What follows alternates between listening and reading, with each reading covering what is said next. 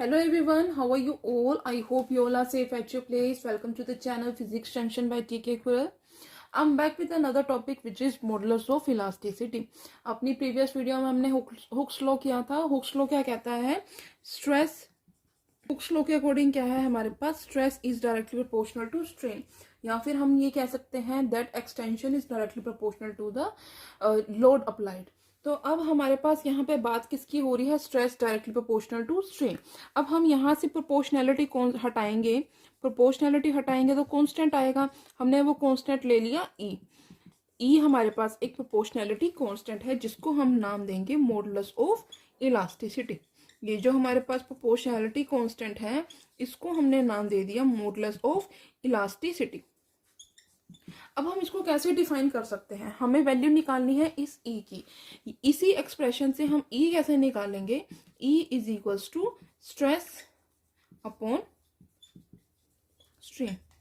यहां से हमें क्या पता चल रहा है कि हमारा जो मॉडुलस ऑफ इलास्टिसिटी है वो किसकी रेशियो है? Stress to the strain. हमारे पास जो मॉडुलस ऑफ इलास्टिसिटी है वो किसकी रेशियो है? Stress to the strain. तो हमने अगर इसकी डेफिनेशन को डिफाइन करना है तो हम उसे कैसे बताएंगे? Modulus of elasticity is defined as the ratio of stress to the strain within the elastic limit. But हम यहाँ पे हम जो बात कर रहे हैं वो इलास्टिक लिमिट के अंदर बात कर रहे हैं. तो ये है हमारे पास मॉडुलस ऑफ इलास्टिसिटी. अब हमने देखना है कि इसके यूनिट्स क्या होते हैं. एसआई यूनिट्स की बात कर रहे हैं. एसआई यूनिट्स होंगे इसके न्यूटन पर मीटर स्क्वायर. अगर हम बात करेंगे इसी के ही सीजीएस यूनिट्स की तो सीजीएस यूनिट्स क्या होंगे? डाइन्स पर सेंटीमीटर स्क्वायर. इसके सीजीएस यूनिट्स क्या होंगे? डायंस पर सेंटीमीटर स्क्वायर. और अगर हम इसका डायमेंशनल फॉर्मूला की बात कर रहे हैं तो इसका डायमेंशनल फॉर्मूला होगा m1 L-1 T-2. ये होगा इसका डायमेंशनल फॉर्मूला. सो ये है हमारे पास डेफिनेशन मॉडुलस ऑफ इलास्टिसिटी. उसके हमने यूनिट्स किए और उसका डायमेंशनल फॉर्मूला किया है. अब हम बात करेंगे कि जो मॉडुलस ऑफ इलास्टिसिटी है वो कितने टाइप्स के होते हैं. ये मॉडुलस ऑफ इलास्टिसिटी के कितने टाइप्स हैं, हम उसको किन किन तरह से डिफाइन कर सकते हैं. सो हमारे पास जो टाइप्स हैं मॉडुलस ऑफ इलास्टिसिटी के वो हैं 3. सो ये हमारे पास 3 टाइप्स हैं. फर्स्ट है Young's modulus of elasticity, second है हमारा बल्क मॉडुलस ऑफ इलास्टिसिटी और थर्ड है मॉडुलस ऑफ रिजिडिटी या फिर हम इसको बोलते हैं shear modulus of elasticity. So सबसे पहले हम डिफाइन करेंगे यंग्स मॉडुलस ऑफ इलास्टिसिटी को. सो सबसे पहले हम इसके फर्स्ट पार्ट को डिफाइन करेंगे. फर्स्ट पार्ट को समझेंगे कि यंग्स मॉडुलस ऑफ इलास्टिसिटी क्या है. सो बाय डेफिनेशन जो यंग्स मॉडुलस ऑफ इलास्टिसिटी है वो है हमारे पास रेशियो किसका? Normal stress to the longitudinal strain. हमारे पास जो यंग्स मॉडुलस ऑफ इलास्टिसिटी है वो है रेशियो किसका? Normal stress to the longitudinal strain. So हमने यहाँ पे क्या करना है, इसको अगर हम इसका फॉर्मूला डिराइव करना चाहते हैं यंग्स मॉडुलस ऑफ इलास्टिसिटी का तो हम कैसे निकालेंगे? सबसे पहले हम इसमें कंसीडरेशंस लेके चलेंगे. हमने क्या किया है कि हमने एक मेटालिक वायर ली है. हमने एक मेटालिक वायर है ए बी, हमारे पास कोई भी वायर है जो किसी मेटल से बनी हुई है. उसके बाद हमने क्या ले लिया कि इस वायर की जो लेंथ है वो है एल. इस वायर की लेंथ एल है. हमने क्या किया है, हमने डाउनवर्ड डायरेक्शन में एक फोर्स अप्लाई किया है. उस फोर्स की वजह से ये जो फोर्स है कौन सा फोर्स होगा? हम नॉर्मल स्ट्रेस की बात कर रहे हैं तो फोर्स कौन सा है? ये नॉर्मल फोर्स है. नॉर्मल का मतलब क्या होता है? 90 डिग्री पे. हमने क्या किया है, एक फोर्स अप्लाई किया है, नॉर्मल फोर्स अप्लाई किया है जिसकी वजह से इसकी जो लेंथ है उसमें इंक्रीमेंट हो जाता है डेल्टा एल का. इसकी जो लेंथ है वो डेल्टा एल इंक्रीज कर जाती है इस वायर की लेंथ. और यहाँ पे जो इस वायर का एरिया ऑफ क्रॉस सेक्शन है वो होगा ए और इसकी जो रेडियस होगी वो होगी आर. तो अब हमने देखना है कि हम इसको कैसे निकाल सकते हैं.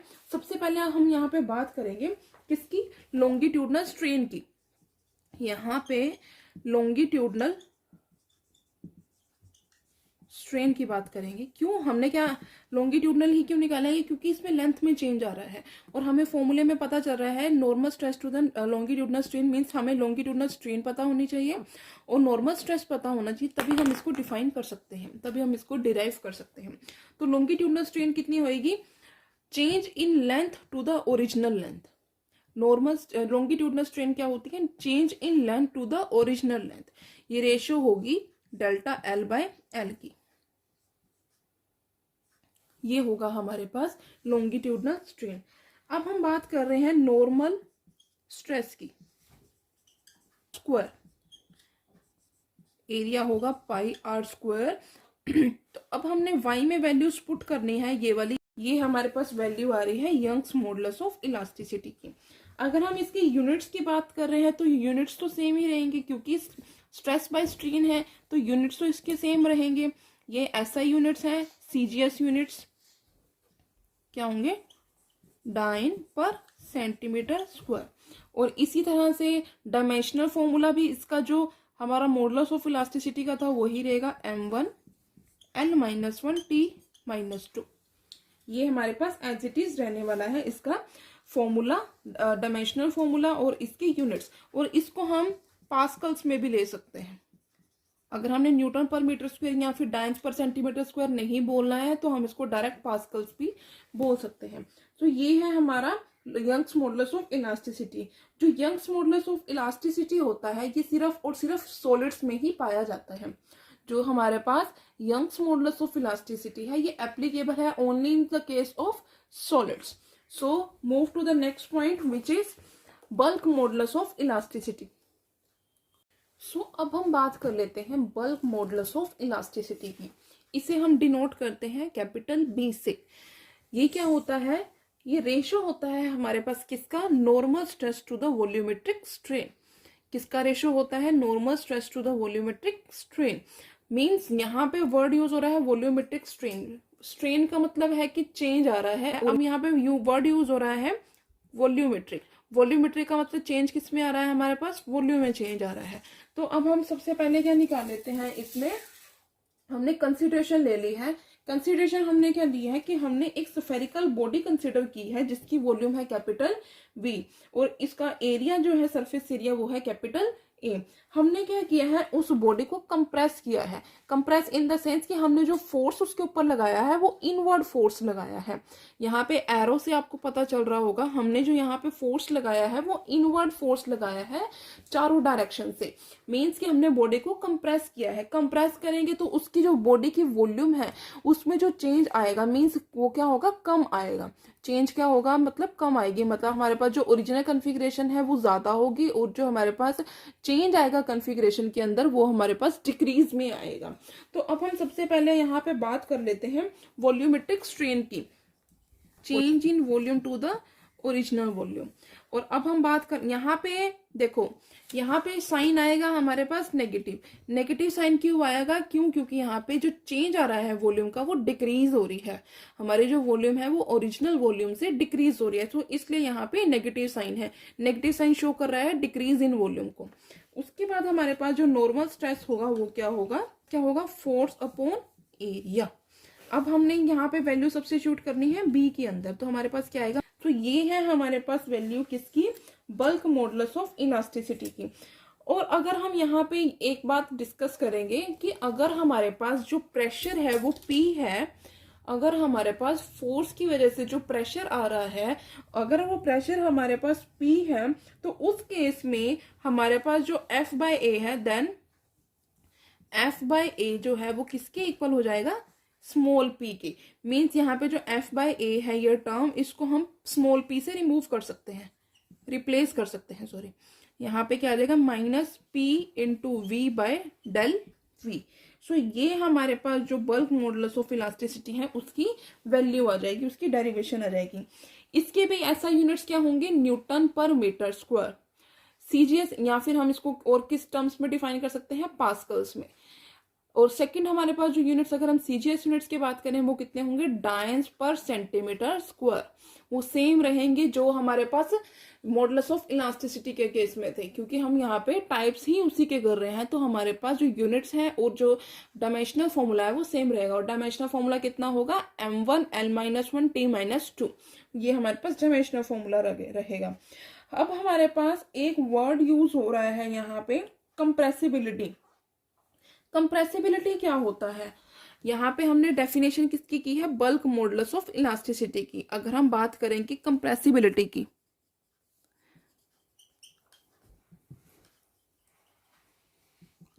कंप्रेसिबिलिटी को हम K से डिनोट कर रहे हैं।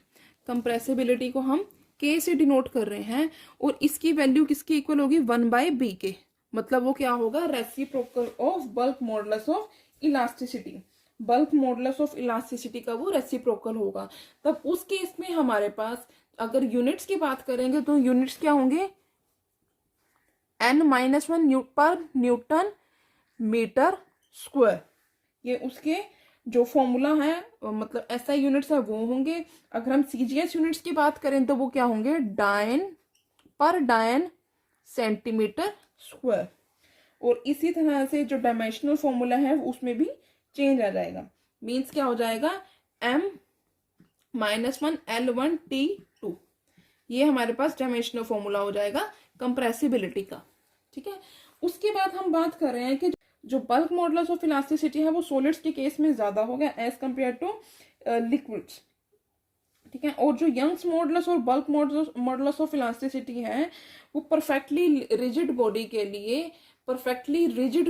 लिए क्या होता है इन्फिनिटी होगा। बल्क मॉडुलस और Young's modulus of elasticity perfectly rigid body के लिए इन्फिनिटी होगा। अब इसके बाद हम बात कर लेते हैं हमारा जो लास्ट टाइप है मॉडुलस ऑफ इलास्टिसिटी का, वो है मॉडुलस ऑफ रिजिडिटी या फिर share modulus of elasticity. Modulus of rigidity या फिर share modulus of elasticity. So now move to our last point which is modulus of rigidity or shear modulus of elasticity। इसे हम denote करते हैं capital G से। Capital G से हम इसको डिनोट करते हैं और इसकी जो डेफिनेशन है वो क्या है, it is the ratio of tangential stress to the shearing strain within the elastic limit. Tangential stress का मतलब है कि यहाँ पे जो फोर्स अप्लाई हो रहा है वो टेंजेंशियली अप्लाई हो रहा है। और शेयरिंग स्ट्रेन का मतलब क्या है चेंज थ्रू एंगल। जो चेंज आएगा वो एंगल के थ्रू चेंज आएगा। तो ये है हमारे पास डेफिनेशन किसकी, मॉडुलस ऑफ रिजिडिटी या फिर शेयर मॉडुलस ऑफ इलास्टिसिटी। अब हमने यहाँ पे क्या करना है, हमने एक क्यूब कंसिडर कर लिया है। क्यूब के ऊपर हमने क्या किया है, उसका लोअर एंड को फिक्स किया है और उसको हमने फोर्स अप्लाई किया है उसके अपर एंड से टेंजेंशियली, जिसकी वजह से क्या होगा उसका लोअर एंड तो फिक्स रहेगा लेकिन उसका जो चेंज आएगा वो कहाँ आएगा, अपर फेस में चेंज आएगा। अपर फेस में चेंज आएगा मीन्स कि उसका लोअर फेस ये फिक्स है और चेंज आ रहा है सिर्फ, मतलब अगर ऐसे भी हो जाता है तो मीन्स यहाँ पे क्या बन रहा है, ये क्या बन रहा है एंगल बन रहा है। क्या बन रहा है एंगल, मीन्स यहाँ पे क्या आ रहा है चेंज थ्रू एंगल, एंगल के थ्रू चेंज आ रहा है। तो अब हम उसकी प्रॉपर जो हमारे पास फिगर है उसको ड्रॉ करके फिर समझते हैं कि वो एक्चुअल में है क्या। अब हम इस फिगर की हेल्प से देखते हैं कि एक्चुअल में चेंज एंगल के थ्रू कैसे आया है। हमने क्या किया है, हमने एक कंसिडर कर लिया कि क्यूब है हमारे पास और उस क्यूब के अपर फेस पे जो फोर्स है वो लग रहा है टेंजेंशियली और इसका जो लोअर फेस है वो क्या है फिक्स्ड। ये क्या है फिक्स्ड किया हुआ है हमने। चेंज कहाँ पे आएगा, अपर फेस में चेंज आएगा। क्यों, क्योंकि जो हमारा लोअर फेस है वो है फिक्स। उसके बाद हमने क्या किया, यहाँ पे जब हमने फोर्स अप्लाई किया है उसके ऊपर पॉजिटिव एक्स डायरेक्शन में या फिर हमने टेंजेंशियल फोर्स जब अप्लाई किया है तो उस केस में क्या होगा, जो अगर हमारे पास बॉडी ऐसे है, अगर हम उसका लोअर एंड को फिक्स कर देते हैं, अगर मेरे इस हैंड जो मेरा हाथ है उसके लोअर एंड फिक्स है, मैंने फोर्स उसके अपवर्ड डायरेक्शन में, अपवर्ड जो साइड है अपवर्ड अपर फेस पे इस पे फोर्स अप्लाई किया है, तो उस केस में हमारे पास जो हमारी डायरेक्शन होगी हैंड की वो ऐसी हो जाएगी। मेरे हैंड की डायरेक्शन ऐसे हो जाएगी अगर हमारे पास अगर लोअर फेस फिक्स है। मीन्स चेंज हमारे पास कैसे आ रहा है, एंगल के थ्रू चेंज आ रहा है। उसी तरह से इसमें है ये चेंज एंगल के थ्रू हमें मिलेगा और ये जो चेंज होगा वो क्या होगा, हमारा शेयरिंग स्ट्रेन होगी। हमारे पास जो चेंज होगा वो क्या होगी, शेयरिंग स्ट्रेन होगी। शेयरिंग स्ट्रेन की वजह से हमने क्या किया कि हमने कंसीडर कर लिया कि हमारे पास टोटल लेंथ थी L, बट जब हमने फोर्स अप्लाई किया अपवर्ड डायरेक्शन में तो हमारे पास चेंज इन लेंथ कितना हो गया, डेल्टा L। मीन्स ये जो पॉइंट है यहाँ से यहाँ पे शिफ्ट हो गया है, ये कॉर्नर यहाँ पे शिफ्ट हो गया है इस क्यूब का। तो चेंज हमने यहाँ पे किसके थ्रू ले लिया, लेंथ के थ्रू चेंज ले लिया। मीन्स डेल्टा एल का हमने क्या ले लिया, यहाँ पे चेंज आया है। तो हमारे पास जो चेंज है अब हम उसको कैसे दिखाएंगे, और हमने यहाँ पे क्या ले लिया, हमारे पास एंगल है क्या एच डैश एंगल क्या है हमारे पास theta. H A H dash angle क्या है हमारे पास थीटा, उसी तरह से जी बी और जी डैश एंगल भी क्या है हमारे पास थीटा है। तो अब हम बात करते हैं शीयरिंग स्ट्रेन की। अब हम बात करेंगे शीयरिंग स्ट्रेन। ये हमारे पास चेंज आया है। अगर हम बात करते हैं टेंजेंशियल स्ट्रेस की, है फोर्स अपॉन एरिया क्या है हमारे पास टेंजेंशियल स्ट्रेस है। अब हमारे पास जो डेफिनेशन थी यंग्स मॉडुलस ऑफ रिजिडिटी की, वो क्या थी, डिनोट हम उसको किससे कर रहे थे, कैपिटल जी से। क्या थी, tangential stress to the shearing strain. ये हमारे पास कंप्लीट वैल्यू है किसकी, शेयर मॉडुलस ऑफ इलास्टिसिटी या फिर मॉडुलस ऑफ रिजिडिटी की। इसके यूनिट्स भी क्या रहेंगे, न्यूटन्स पर मीटर स्क्वायर और या फिर पास्कल। अगर हम सीजीएस सिस्टम में बात करें तो वो क्या होंगे, डायंस पर सेंटीमीटर स्क्वायर। इसी तरह से अगर हम डायमेंशनल फॉर्मूले की बात करें, डायमेंशनल फॉर्मूला होगा m1 l-1 t-2। और हमारे पास जो लास्ट है कि हम ये देखेंगे कि हमारा जो शेयर मॉडुलस ऑफ इलास्टिसिटी है वो किन किन में पाया जाता है, तो ये सिर्फ और सिर्फ सॉलिड्स में ही मिलता है। और जो शेयर मॉडुलस होगा हमारा सॉलिड के केस में वो लेस होगा। हमारे पास जो यंग्स मॉडुलस है वो भी क्या है, सॉलिड्स के केस में पाया जाता है। हमारा शेयर मॉडुलस भी सॉलिड्स के केस में पाया जाता है। But shear modulus of elasticity की वैल्यू सॉलिड्स के केस में कम होगी as compare to the Young's modulus of elasticity. और हमारे पास जो मोस्टली सॉलिड मटेरियल्स हैं वहां पे जो वैल्यू होगी शेयर मॉडुलस ऑफ इलास्टिसिटी की वो कितनी होगी, G is equal to 1/3 of Young's modulus of elasticity. Young's modulus से 1/3 वैल्यू होगी किसकी, शेयर मॉडुलस ऑफ इलास्टिसिटी की। बहुत ही इंपॉर्टेंट पॉइंट है और ये हमेशा अक्सर पूछा जाता है, एक नंबर में जरूर पूछ लेते हैं क्वेश्चन पेपर में कि जो हमारे पास वैल्यू होगी शेयर मॉडुलस ऑफ इलास्टिसिटी की वो यंग्स मॉडुलस की कितनी के इक्वल होती है, कितनी वैल्यू के इक्वल होती है। तो ये क्वेश्चन बहुत इंपॉर्टेंट, ये टॉपिक ही बहुत ज्यादा इंपॉर्टेंट है और ये एग्जाम्स में अक्सर पूछा जाता है। पर मतलब इम्पोर्टेंट होने के साथ साथ ये बहुत ही इजी टॉपिक और इंटरेस्टिंग टॉपिक है। अगर आप इसको एक बार वीडियो देखोगे और उसको आप थॉरली पढ़ोगे एक बार तो आपको बहुत इजीली क्लियर हो जाएगा। और इसमें एक लास्ट चीज रहेगी है कि शेयर मॉडुलस ऑफ इलास्टिसिटी या फिर modulus of rigidity ideal liquids के केस में क्या होता है, 0 होता है। आइडियल लिक्विड्स मतलब जो लिक्विड रेस्ट पे प्रेजेंट है उस केस में इसकी वैल्यू क्या होगी, 0 होगी।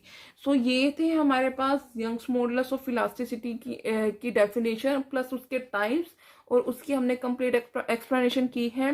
ये टॉपिक बहुत ही ज़्यादा इम्पोर्टेंट टॉपिक है इस पूरी यूनिट का, पूरी यूनिट इन द सेंस इस पूरी यूनिट का जो फर्स्ट पार्ट है उसमें से।